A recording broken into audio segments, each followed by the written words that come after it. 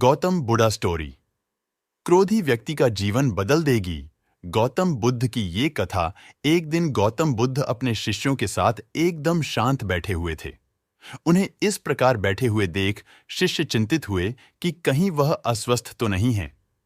एक शिष्य ने उनसे पूछा कि आज वह मौन क्यों बैठे हैं, क्या शिष्यों से कोई गलती हो गई है?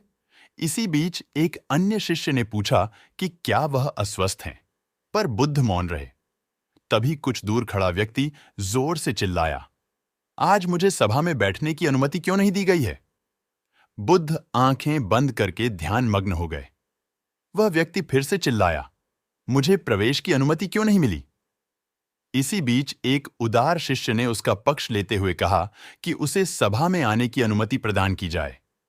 बुद्ध ने आंखें खोलीं और बोले, नहीं, वह अछूत है, उसे आज्ञा नहीं दी जा सकती। यह सुनकर शिष्यों को बड़ा आश्चर्य हुआ। बुद्ध उनके मन का भाव समझ गए और बोले, हां, वह अछूत है। इस पर कई शिष्य बोले, हमारे आश्रम में जात पात का कोई भेद ही नहीं, फिर वह अछूत कैसे हो गया? तब बुद्ध ने समझाया, आज वह क्रोधित होकर आया है। क्रोध से जीवन की एकाग्रता भंग होती है। क्रोधी व्यक्ति प्राय मानसिक हिंसा कर बैठता है, इसलिए जब तक वह क्रोध में रहता है तब तक अछूत होता है।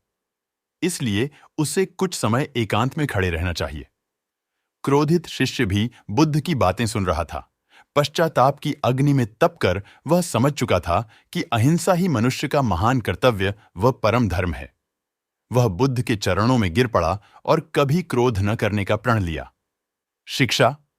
आशय यह है कि क्रोध के कारण व्यक्ति अनर्थ कर बैठता है और पश्चाताप उसे बाद में होता है, जिसका कोई लाभ नहीं मिलता। इसलिए हमें क्रोध नहीं करना चाहिए। असल मायने में क्रोधित व्यक्ति अछूत हो जाता है और उसे अकेला छोड़ देना चाहिए। क्रोध करने से तन, मन और धन तीनों की हानि होती है। क्रोध से ज्यादा हानिकारक कोई और वस्तु नहीं है।